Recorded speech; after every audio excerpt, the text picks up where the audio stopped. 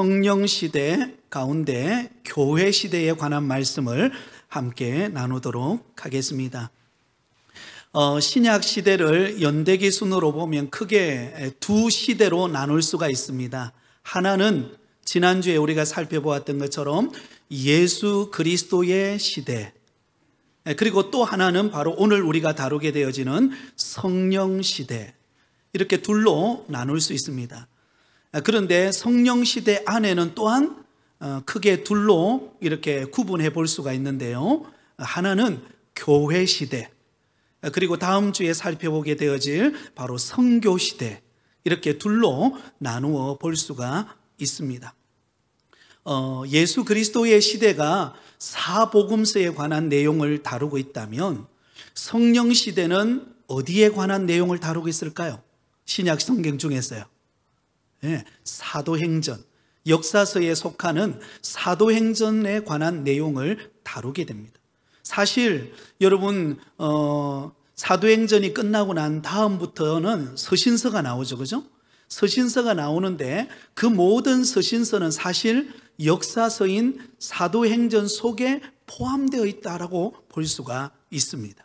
그런 의미에서 이 성령 시대에 관한 내용을 우리가 자세히 이해하고 또 우리 마음에 새기면 여러분 신약 성경 전체를 바라보는 우리의 시각이 달라질 줄 믿습니다. 자, 성령 시대 가운데 교회 시대 보시면 밑에 줄거리가 요약이 되어 있습니다. 우리 같이 한번 읽겠습니다. 시작. 성령 강림으로 시작된 교회는 주님의 남은 사역을 감당하도록 위탁받은 곳이다. 자, 거기에 보면 성령 강림으로 시작된 교회를 줄을 끊으시기 바랍니다. 자, 여러분 성령 시대 오순절 마가다락방에 성령이 강림하시죠. 오늘 우리가 읽었던 본문의 내용인데요, 성령 강림 사건이 있음으로 인해서 뭐가 시작이 되었는가? 교회가 탄생하게 됩니다. 교회가 시작이 된 거예요. 그러므로 교회는 어떤 곳인가? 바로 주님께서 우리에게 맡겨진 사역을 감당하라고 위탁한 곳이 교회입니다. 그런 의미에서 교회가 얼마나 중요한가를 우리가 알 수가 있겠죠. 자, 성령 시대, 교회 시대 가운데 내용은 크게 네 가지 과정으로 정리해 볼 수가 있겠습니다. 첫 번째로는요, 교회의 탄생. 한번 따라하겠습니다. 교회의 탄생. 자, 그 다음에 두 번째로는요, 교회의 성장. 그리고 세 번째는요, 1차 박해. 그 다음에 네 번째는 교회의 확장. 교회의 확장. 이것이 교회 시대에 관한 내용을 우리가 이 네 가지 테마를 가지고 살펴보게 될 것입니다. 뒤로 넘기시기 바랍니다. 32페이지입니다. 자, 사도행전을 딱 펼쳐 읽어보면 사도행전 1장, 2장은 어디에 관한 내용인가? 무엇에 관한 내용인가? 바로 교회의 탄생에 관한 내용이 담겨져 있습니다. 교회의 탄생은 성령 강림 사건으로 인해서 시작이 되었죠. 자, 거기에 보면 성령 강림의 첫 번째 열매가 뭐라 그랬죠? 교회의 탄생. 교회 탄생에다가 동그라미를 치시기를 바랍니다. 자, 저를 보세요. 이제는요, 예수님께서 부활하시고 난 다음에 40일 동안 제자들과 또 한 500여 형제들에게 나타나셔서 예수님이 부활하셨다는 것을 알려주시고, 그리고 예수님께서 그들에게 말씀을 전하시고 이제 곧 성천하실 때가 되었어요. 예수님이 성천하시기 전에 제자들에게 하셨던 말씀이 있습니다. 사도행전 1장 4절과 5절에 보면 이렇게 말씀하세요. 같이 읽겠습니다. 시작. 사도와 함께 모이사 그들에게 분부하여 이르시되 예루살렘을 떠나지 말고 내게서 들은 바 아버지께서 약속하신 것을 기다리라.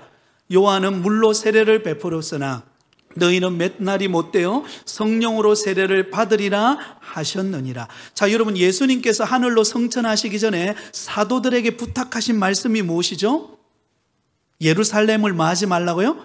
떠나지 말고 무엇을 기다리라? 약속하신 것을 기다리라. 예루살렘을 떠나지 말고 하나님께서 이제 예수님이 성천하시고 나면 하나님이 약속하신 것, 곧 성령을 너희에게 보내줄 터인데 성령이 올 때까지 예루살렘에 머물러 기다리라고 말합니다. 자, 그러자 여러분, 사도들을 포함한 120명의 성도들이 마가다락방에 모여서 기다리면서 무엇을 했을까요? 기도를 합니다. 사도행전 1장 15절입니다. 같이 읽습니다. 시작. 모인 무리의 수가 약 120명이나 되더라. 그때에 베드로가 그 형제들 가운데서 일어서서 이르되. 자, 여기 보면 그 마가다락방에 모인 숫자가 몇 명이었어요? 120명. 바로 초대 예루살렘 교회 처음으로 모여서 교회가 탄생될 때 성도의 수가 몇 명이에요? 120명. 120명이 모여서 하나님 앞에 약속하신 것을 기다리며 그들이 기도했습니다. 여러분, 교회가 탄생하는 곳에는 반드시 기다림과 기도가 있습니다. 우리 부곡교회도 67년의 역사를 안고 이제 68년을 향해 달려가고 있는데요, 우리 부곡교회가 처음 개척될 때에도 아마 그랬을 것입니다.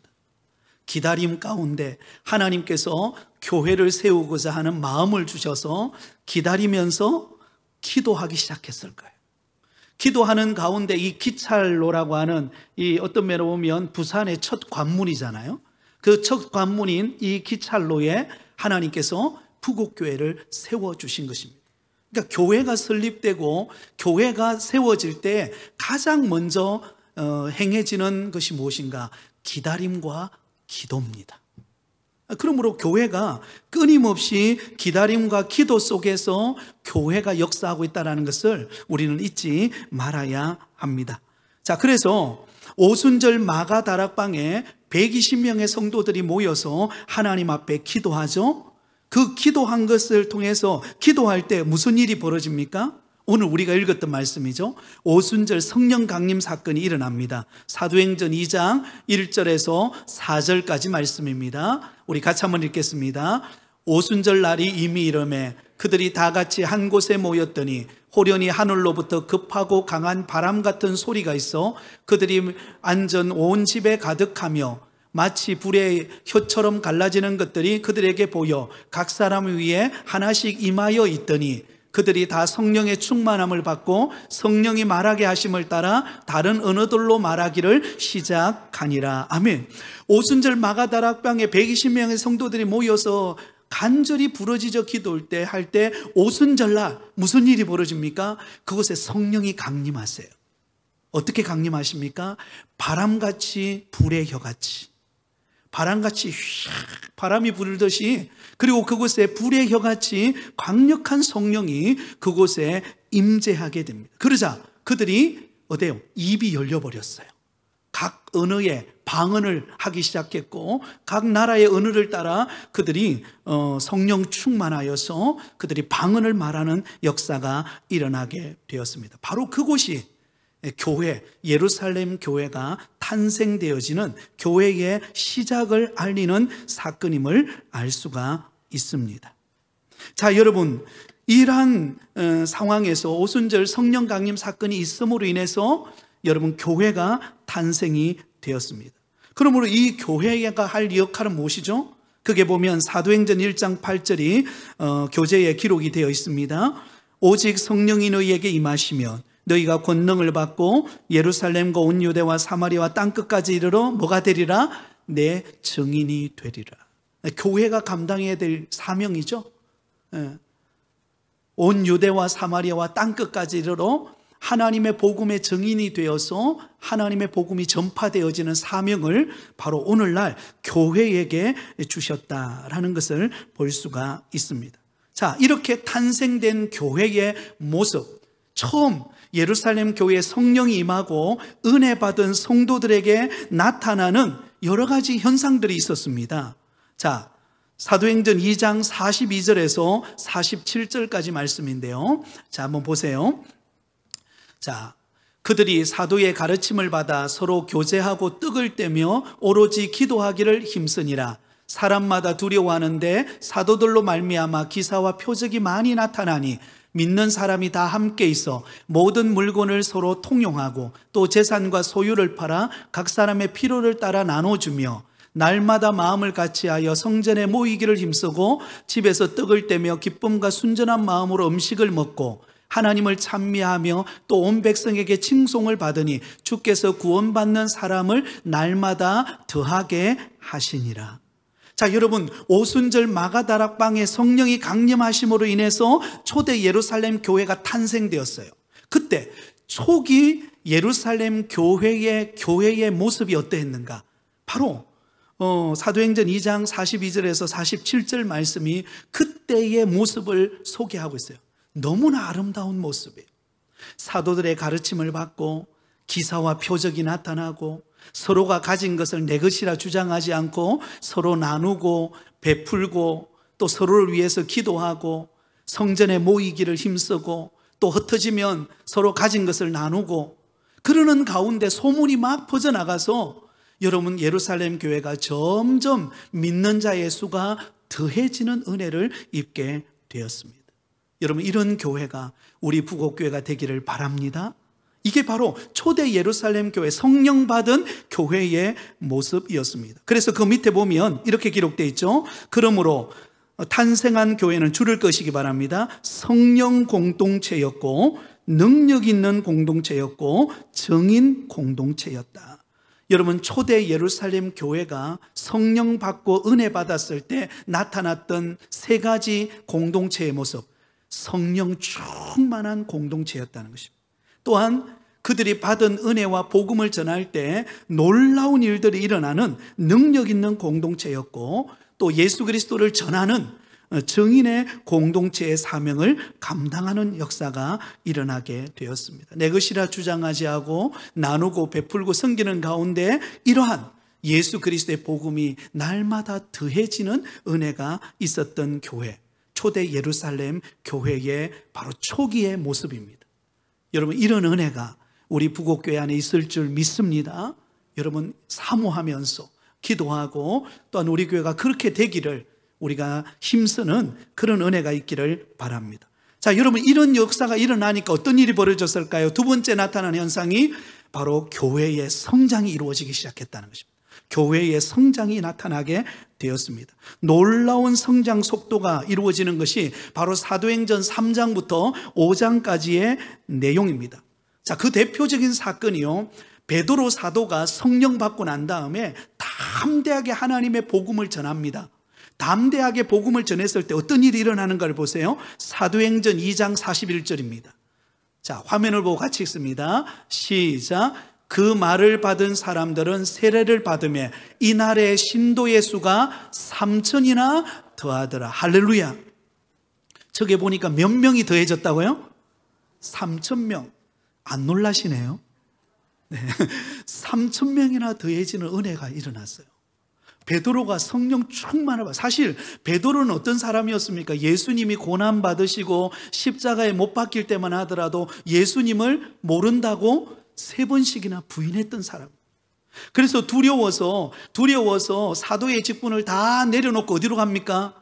갈릴리 바닷가로 가가지고 이제는 나는 예수님의 제자로서의 삶을 살지 못하겠다. 그리고는 가서 물고기 잡으러 갔던 베드로예요. 근데 예수님께서, 부활하신 예수님께서 그런 베드로에게 찾아오셔서 만나주시고 약속하신 성령을 기다리라 했을 때 오순절 성령 강림 사건을 경험했던 베드로가 어때요? 180도 바뀌었어요. 예전에는 두려움에 사로잡혔던 그가 성령 받고 난 다음에 담대하게 목숨을 걸고 복음을 외치기 시작했습니다. 그러자 무슨 일이 벌어졌는가? 말씀을 전하는데 그곳에 3,000명이 회개하고 돌아오는 역사가 일어났어요. 우리 부곡교회가 이런 교회 되면 좋겠죠? 우리 옆 사람에게 가면 그렇게 축복하세요. 이런 교회 되기를 원합니다. 자, 3,000명만 돌아왔을까요? 그 다음에 볼까요? 사도행전 4장 4절 같이 읽습니다. 시작. 말씀을 들은 사람 중에 믿는 자가 많으니 남자의 수가 약 5,000이나 되었더라. 이 3,000, 5,000이 그냥 넘어가요. 그죠? 놀랍죠? 이런 은혜가 우리 교회 안에 있을 줄 믿습니다. 우리 믿음으로 우리가 취하면서 나가면 좋을 것 같아요. 여러분, 놀라운 일이 벌어졌습니다. 말씀을 외치자 3,000명이 돌아왔죠. 그 다음에 5,000명이 돌아오는 역사가 일어나게 되었습니다. 자, 그러면 이런 교회의 성장이 일어날 때 나타났던 교회 성장의 특징 몇 가지가 있어요. 우리 교회가 은혜롭게 더 성장하려면 이런 특징들이 우리에게 나타나야 합니다. 가장 먼저 그게 1번에 나오죠. 사도들의 메시지가 어떤 메시지였을까요? 예수가 부활하셨고 그가 그리스도이시다라는 것을 증거했습니다. 줄을 끊으세요. 복음을 전하는 역사가 일어났어요. 사도들의 메시지가요, 다른 복음이 아니라 원색적인 복음이었어요. 바로 예수 그리스도께서 죽음에서 부활하셨고 그 부활하신 예수 그리스도가 우리의 구원자이시다. 여러분, 어떤 면으로 보면 이 복음은요, 어떤 면으로 가장 미련해 보이는 복음이에요. 그런데 이 복음의 소식을 듣는 사람들이 변화가 일어나고 주께로 돌아오는 역사가 나타났습니다. 사도행전 3장 15절입니다. 같이 읽습니다. 생명의 주를 죽였도다. 그러나 하나님이 죽은 자 가운데서 그를 살리셨으니 우리가 이 일의 뭐니라? 증인이라. 할렐루야.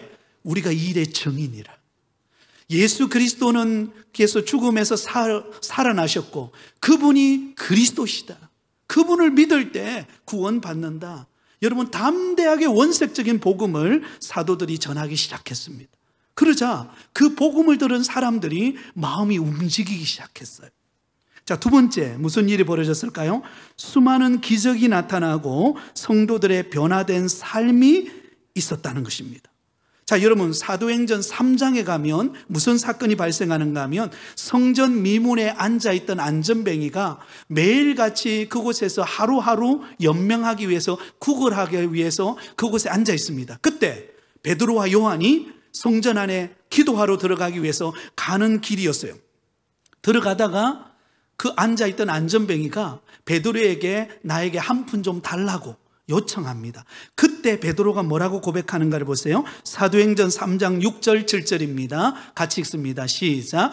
베드로가 이르되 은과 금은 내게 없거니와 내게 있는 이것을 내게 주노니 나사렛 예수 그리스도의 이름으로 일어나 걸으라 하고 오른손을 잡아 일으키니 발과 발목이 곧 힘을 얻고. 할렐루야. 여러분, 어떤 일이 벌어집니까? 성전 미문에 앉아있던 안전뱅이가 그냥 베드로에게 한 푼 얻어서 오늘 하루 연명하고자 했습니다. 그런데 베드로가 나에게는 은과 금은 없지만 내게 있는 것을 내게 준다. 나사렛 예수 그리스도의 이름으로 명하는 일어나 걸을지어다. 그러니 어떻게 해요? 벌떡 일어나는 역사가 나타난 것입니다. 놀라운 기적의 사건이죠. 그러면 이 사건을 바라보았던 주변의 사람들이 어떻게 반응했을까요?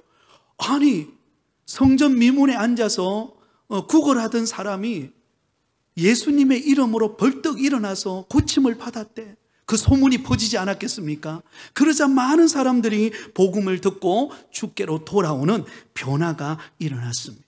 간절히 바라기는 우리 부곡교회 안에 많은 이적과 표적이 나타나기를 예수님의 이름으로 축복합니다. 질병이 떠나가고 아픔이 사라지고 우울한 마음들, 염려들, 걱정이 떠나가고 예수 그리스도의 이름의 능력으로 새 힘을 얻는 은혜가 있기를 축복합니다. 또한 성도들의 변화가 일어났어요. 자, 사도행전 4장 32절에서 37절에 보면 성도들 안에 어떤 변화가 일어났는가를 보세요. 같이 읽습니다. 시작.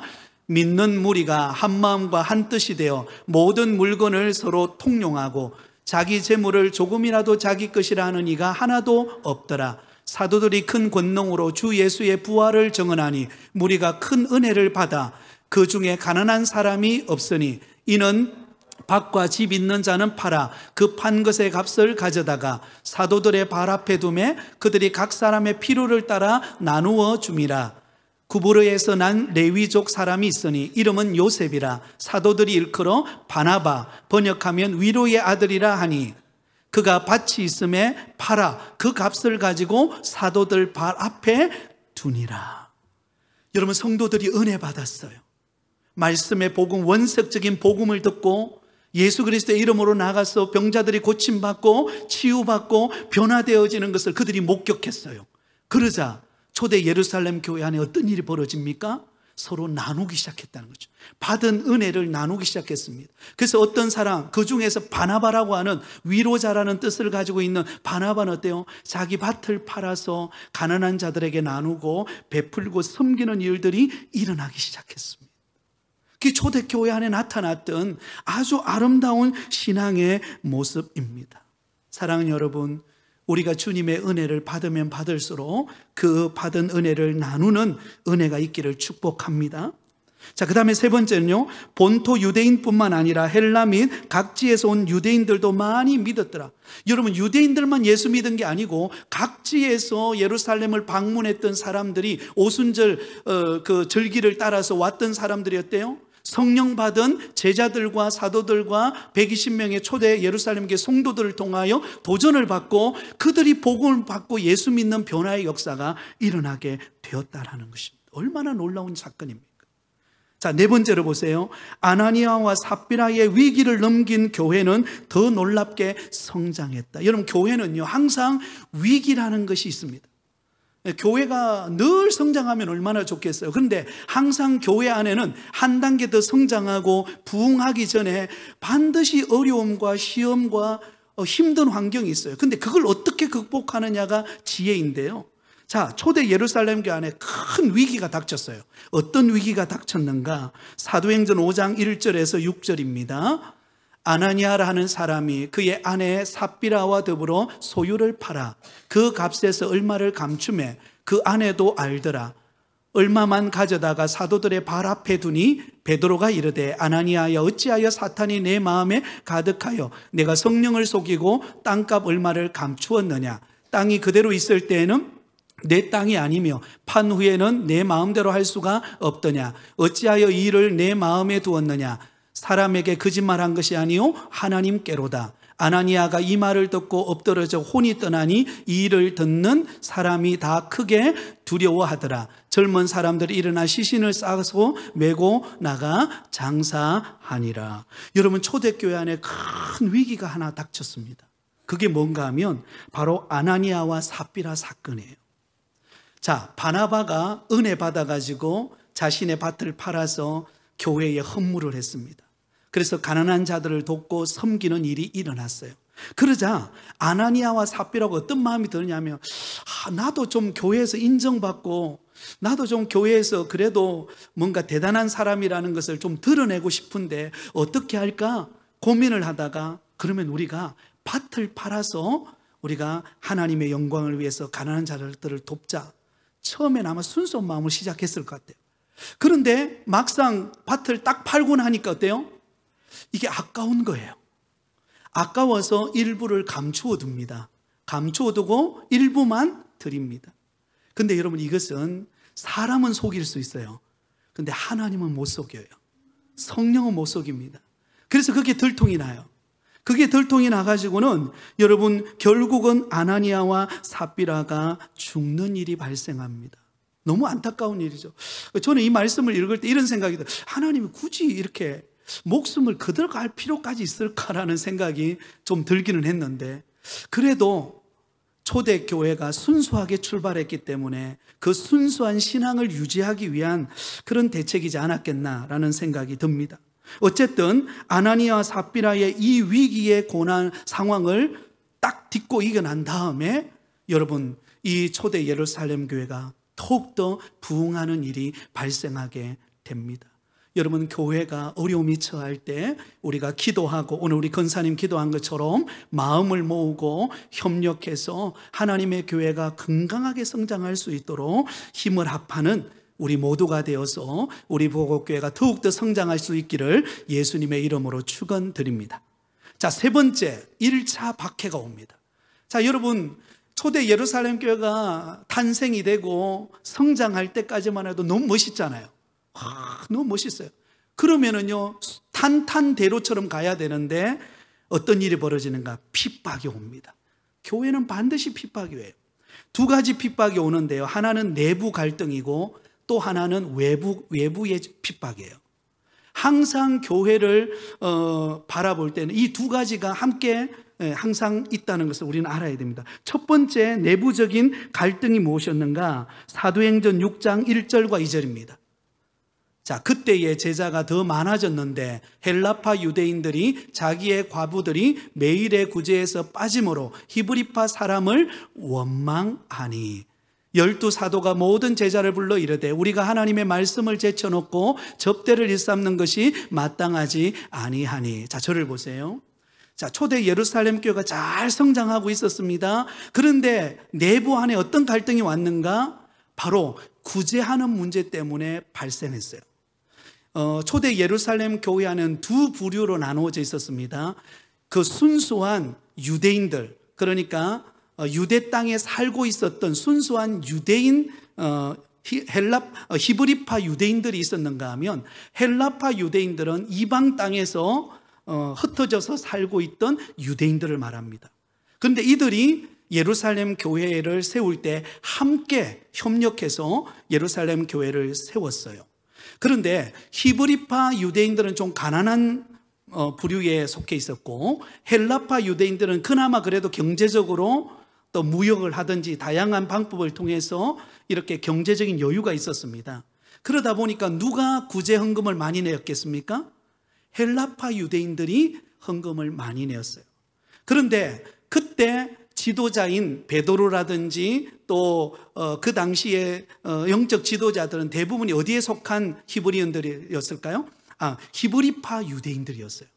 그러다 보니까 구제 헌금을 나누다 보니까 주로 누구를 대상으로 했는가? 가난한 사람들이 많은 히브리파 유대인들에게 구제 헌금을 많이 지급을 한 거예요. 헬라파 유대인들에게는 이게 지급이 잘 되지 않으다 보니까 형편성에 문제가 발생했죠. 그러다 보니까 헬라파 유대인들이 아니 우리는 헌금은 많이 했는데 우리에게 돌아오는 건 없고 이래서 되느냐? 이래가지고 갈등이 생긴 거예요. 자, 이렇게 갈등이 생겼습니다. 이 갈등의 문제를 어떻게 풀었는가? 사도행전 6장 3절에서 7절입니다. 형제들아 너희 가운데서 성령과 지혜가 충만하여 칭찬받는 사람 7을 택하라. 우리가 이 일을 그들에게 맡기고 우리는 오로지 기도하는 일과 말씀 사역에 힘쓰리라 하니 온 무리가 이 말을 기뻐하여 믿음과 성령이 충만한 사람 스데반과 또 빌립과 브로고로와 니가노로와 디몬과 바메나와 유대교에 입교했던 안디옥 사람 니골라를 택하여 사도들 앞에 세우니 사도들이 기도하고 그들에게 안수하니라. 자, 여러분, 그동안은 모든 게 사도 중심이었어요. 사도인 베드로라든지 그 예수님의 제자들 중심으로 사역이 이루어졌어요. 그런데 교회가 성장하고 지금 이제 거의 10,000명, 20,000명대로 향하여 가고 있잖아요. 그럼 사도들 중심으로 교회를 다 운영할 수가 없어요. 사도들이 워낙 사역들이 많다 보니까 말씀도 전해야죠, 기도도 해야죠, 행정도 해야죠. 수많은 일들을 하다 보니까 어때요? 이 부분을 놓친 거예요. 이 부분을 놓쳤단 말이죠. 그래서 갈등이 왔어요. 그래서 이 갈등을 어떻게 해소하느냐? 바로 그때 성령과 믿음이 충만한 사람들 7을 세워서 그 역할을 감당하게 함으로 분배를 했습니다. 그리고 사도들은 말씀과 기도하는 데 집중하여서 그러므로 교회가 그 위기를 돌파해내는 것을 볼 수가 있습니다. 여러분, 교회가 어려울수록요 우리가 맡겨진 일에 더 열심히 해야 합니다. 더 열심히 힘을 모으고 협력해서 교회를 세워가는 일에 여러분들 헌신하실 수 있기를 바랍니다. 그러면 하나님께서 그 모든 갈등을 잠재우고 지나가는 이 또한 지나가리라. 그리고 하나님께서 은혜와 화평을 주시는 때가 올 줄 믿습니다. 자, 그 다음에 두 번째는요, 외부적인 핍박이 옵니다. 외부적인 핍박의 대표적인 사건이 스데반의 순교입니다. 스데반의 순교. 사도행전 6장 8절부터 60절까지가 스데반 집사님의 순교 사건이 이루어져요. 자, 순교 당할 때 어떤 모습일까를 보세요. 사도행전 7장 59절 60절입니다. 같이 읽겠습니다. 시작. 그들이 돌로 스데반을 치니 스데반이 부러지져 이르되 주 예수여 내 영혼을 받으시옵소서 하고 무릎을 꿇고 크게 불러 이르되 주여 이 죄를 그들에게 돌리지 마옵소서 이 말을 하고 자니라. 여러분, 스데반 집사님이 순교를 당합니다. 이게 1차 박해예요. 스데반 집사님이 순교를 당할 때 돌에 맞아 죽거든요. 그런데 너무나 참 도전이 되는 것은 그 돌에 맞아 죽는 순간까지도 스데반 집사님의 얼굴은 어떤 얼굴이었을까요? 천사의 얼굴과 같았어. 왜? 부활하신 주님께서 하나님 보좌 우편에 서 있는 것을 바라보았기 때문입니다. 자기에게 돌을 던지는 그 사람 환경을 바라본 게 아니라 하나님 보좌 우편에 서서 나를 바라보고 계시는 그 주 예수 그리스도, 그분을 바라본 거예요. 그것으로 고난을 이겨냅니다. 그리고 여러분, 이 1차 박해를 통해서 어떤 일이 벌어지는가 하면 교회가 흩어집니다. 흩어지기 시작합니다. 그게 바로 마지막 네 번째 교회의 확장입니다. 교회의 확장. 사도행전 8장 1절을 보겠습니다. 같이 읽습니다. 시작. 사울은 그가 죽임당함을 마땅히 여기더라. 그 다음에 또 있는데요. 네. 자, 사도행전 8장 1절. 우리 한번 찾아볼까요? 8장 1절. 같이 읽겠습니다. 시작. 사울은 그가 죽임당함을 마땅히 여기더라. 그 다음이 중요해요. 시작. 그날에 예루살렘에 있는 교회에 큰 박해가 있어 사도 외에는 다 유대와 사마리아와 모든 땅으로 흩어지니라. 사도들 외에, 그러니까 예수님을 따르던 12 사도들 외에 나머지 제자들이 어때요? 흩어지기 시작했다. 이 디아스포라라고 그러는데요. 흩어진 유대인들, 각 이방 땅으로 흩어질 수밖에 없어서, 왜? 핍박이 오니까요. 흩어져서 하나님의 복음이 이제 확장되어져 가게 되는 것을 볼 수가 있습니다. 자, 거기 밑에 보시면 1차 박해의 결과가 나오는데요. 교회가 확장이 되어집니다. 한 5가지로 나타나고 있는데, 가장 먼저 빌립의 사마리아 전도입니다. 이 빌립은 선택된 7 안수 집사 중에 한 분이에요. 그 빌립이 가서 복음을 전하는데요. 사도행전 8장 4절에서 7절에 보면 이렇게 기록됐습니다. 그 흩어진 사람들이 두루 다니며 복음의 말씀을 전할세 빌립이 사마리아 성에 내려가 그리스도를 백성에게 전파하니 무리가 빌립의 말도 듣고 행하는 표적도 보고 한 마음으로 그가 하는 말을 따르더라. 많은 사람에게 붙었던 더러운 귀신들이 크게 소리를 지르며 나가고 또 많은 중풍병자와 못 걷는 사람이 나으니, 네, 많은 사람들에게 붙었던, 이야기했죠, 그죠?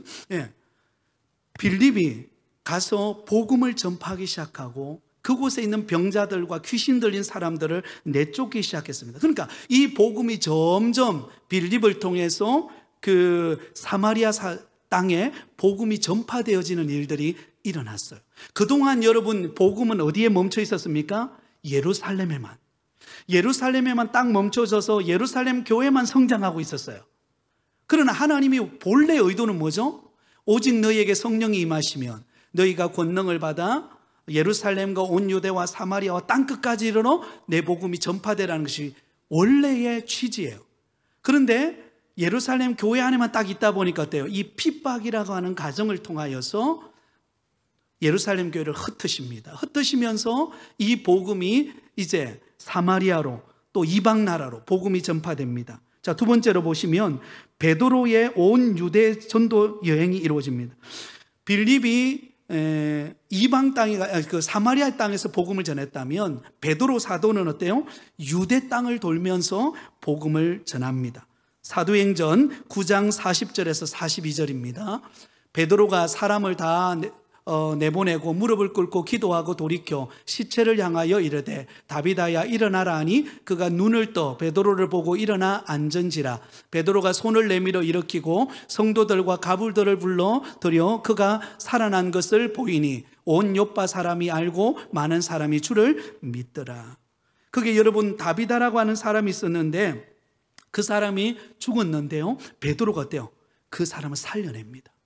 이 사건으로 또한 유대 땅에 복음이 전파되어져요. 그 다음에 세 번째, 이 어떤 면은 가장 중요한 사람 인물이 나오는데요, 바로 사울, 바울의 회심과 소명 사건이 사도행전 9장에 나옵니다. 자, 이 사울, 바울이 어떤 사람인가? 사도행전 9장 15절 16절 같이 읽겠습니다. 시작. 주께서 이르시되 가라, 이 사람은 내 이름을 이방인과 임금들과 이스라엘 자손들에게 전하기 위하여 택한 나의 그릇이라. 그가 내 이름을 위하여 얼마나 고난을 받아야 할 것을 내가 그에게 보이리라 하시니. 여러분, 이방인의 그릇으로 이방인들에게 가서 복음을 전하는 사도로 하나님께서 누구를 선택하셨어요? 사울을 선택했어요. 본래 사울은 예수 믿는 사람들을 핍박해서 감옥에 가두던 사람이었습니다. 그런데 그를 완전히 다메섹 도상에서 그를 만났죠. 그리고는 180도 그의 인생을 바꿔놓습니다. 그리고 그가 나가서 이방인들에게 이제 복음을 전하기 시작하는 소명자로 부름을 받게 되었습니다. 그 다음에 네 번째, 베드로와 고넬료의 사건이, 고넬료와의 만남이 있습니다. 고넬료는 이방인의 사람이었습니다. 사도행전 10장 1절과 2절에 보면 이 고넬료가 어떤 사람인가를 이렇게 소개합니다. 가이사라에 고넬료라 하는 사람이 있으니 이달리아 부대라. 이달리아 부대는 어디예요? 로마 부대라는 것입니다. 로마, 이스라엘 민족을 정복하고 있는 로마의 부대의 군대 백부장이었어요. 중대장 이상이 되겠죠. 그런 위치에 있는 사람, 그가 경건하여 온 집과 더불어 하나님을 경외하며 백성을 많이 구제하고 하나님께 항상 기도하더니, 여러분, 그는 이방인이었지만 그러나 하나님을 경외하고 구제하고 기도하는 믿음의 사람이었어요. 그를 누구와 만나게 합니까? 하나님께서 시몬 베드로로 하여금 그를 만나게 해요. 환상을 통해서, 그죠? 먹지 못하는 짐승들이 하늘로부터 내려왔을 때 하나님께서 그것을 잡아 먹으라고 했더니 베드로는 어때요? 유대인이잖아요. 하나님, 나 못 먹겠습니다. 그 부정한 걸 내 못 먹겠습니다. 내가 정하다고 했는데 왜 너는 부정하다고 먹지 않느냐? 3번 그것이 환상을 보고 올라갑니다. 그 사건을 통해서 하나님께서 베드로에게 이방인에게 복음이 전파되어진다는 것을 가르쳐 줍니다. 그것이 바로 첫 사건이 고넬료와의 만남이에요. 자, 마지막 5번째, 여러분, 성교회에서 큰 중요한 교회가 하나 등장하는데요, 바로 안디옥 교회입니다. 거기다 줄을 끊으세요. 안디옥 교회의 설립, 사도행전 11장에 나오는데요, 여기서 말하는 안디옥은 수리아 안디옥을 말합니다. 수리아 안디옥. 안디옥이라는 용어가 사도행전에 2개가 나와요. 수리아 안디옥, 그 다음에 비시디아 안디옥이 나옵니다. 수리아 안디옥은 바로 바울과 바나바가 파송받았던 교회, 성교의 거점 교회가 바로 수리아 안디옥이고, 비시디아 안디옥은 2차 전도여행 때 전도하러 갔던 곳이 비시디아 안디옥입니다. 자, 이 수리아 안디옥에서 어떤 일이 벌어졌는가? 사도행전 11장 19절에서 26절, 이 본문만 읽고 마치겠습니다. 그때에 스데반의 일로 일어난 환란으로 말미암아 흩어진 자들이 베니게와 구브로와 안디옥까지 이르러 유대인에게만 말씀을 전하는데, 그 중에 구브로와 구레네 몇 사람이 안디옥에 이르러 헬라인에게도 말하여 주 예수를 전파하니. 여기까지 보겠습니다. 여러분, 안디옥 교회, 수리아 안디옥 교회가 어떻게 개척되었을까요? 사도들이 개척한 게 아니에요. 흩어진 예루살렘 교회의 1차 핍박, 박해가 왔을 때 그때 흩어진 사람들 가운데 몇 사람이 안디옥에 가서 복음을 전하여 세운 교회가 수리아 안디옥 교회입니다. 그죠? 굉장히 어떤 면에 보면 평신도의 사역을 통해서 세워진 교회가 안디옥 교회라는 것을 알 수가 있겠죠? 자, 그 다음에 말씀 보여주세요. 주의 손이 그들과 함께 하심에, 여러분, 평신도의 사역이, 여러분들의 사역이 얼마나 귀중한가를 말해주고 있어요. 누가 함께 했어요? 주의 손이 그들과 함께 했어요. 여러분, 주의 손이 우리와 함께하면 못할 일이 없을 줄 믿습니다. 여러분, 절대로 약하지 않아요. 절대로 여러분 못하지 않습니다. 무슨 일이든 할 수 있어요. 우리가 믿음 가지고 하나님을 찾으면 주의 손이 우리와 함께 할 것입니다. 수많은 사람들이 믿고 주께 돌아오더라. 예루살렘 교회가 이 사람의 소문을 듣고 바나바를 안디옥까지 보내니. 자, 그 다음 보세요. 자, 예루살렘 교회가 개척한 건 아닙니다. 흩어진 헬라파 유대인들이 가서 교회를 세웠어요. 근데 그 안디옥 교회가 얼마나 부흥하고 성장을 했는지요, 그 소문이 역으로 예루살렘 교회 소문이 들려왔어요. 그러니까 예루살렘 교회, 초대 모교회죠. 모교회 입장에 볼 때 그런 평신도들이 은혜롭게 세운 교회에 영적 지도자를 파송해야 되겠다라는 결심을 한 거예요. 그래서 누구를 보냅니까? 바나바를 보내요. 바나바. 이 바나바는 우리가 아까도 이야기했지만 자기 밭을 팔 만큼 헌신된 사람이었고, 온유하고 또 초대 예루살렘께서는 없어서는 안 되는 너무나 중요한 영적 지도자였어요. 그런데 예루살렘 교회가 그 바나바를 안디옥에 파송합니다. 자, 그런데 바나바가 파송받았을 때 바나바는 또 누구를 데려오는가? 그 다음을 보세요. 자, 그가 이르러 하나님의 은혜를 보고 기뻐하여 모든 사람에게 굳건한 마음으로 주와 함께 머물러 있으라 권하니, 바나바는 착한 사람이요 성령과 믿음이 충만한 사람이라. 이에 큰 무리가 죽게 더하여지더라. 바나바가 누구를 찾으러 가요? 사울을 찾으러 가. 어디로까지 갑니까? 다소에 가서. 참 바나바가 대단한 게 여기에요. 바나바는 혼자 일하지 않아요. 바나바는 신실한 믿음의 동력자와 함께 일하는 사람이었어요. 근데 그것도 누구를요? 사울을, 악명 높았던 사울. 그러나 그가 다메섹 도상에서 예수님을 만났다는 소문을 듣고, 여러분, 바나바는 영적으로 알아낸 거예요. 아, 하나님이 이 사울을 쓰시겠구나.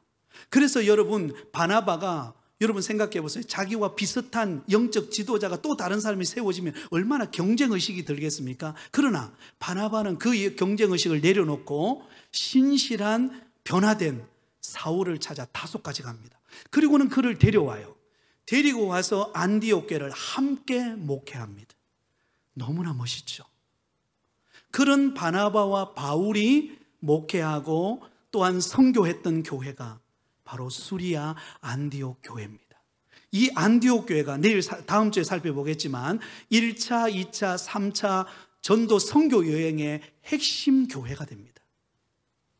여러분, 평신도들의 몇 사람, 이름도 알 수 없는 몇 명의 사람들에 의해서 세워진 안디옥 교회가 그 이후에 위대한 하나님의 사역을 이루는데 너무나 멋지게 쓰임받는 것, 여러분 감동이지 않습니까?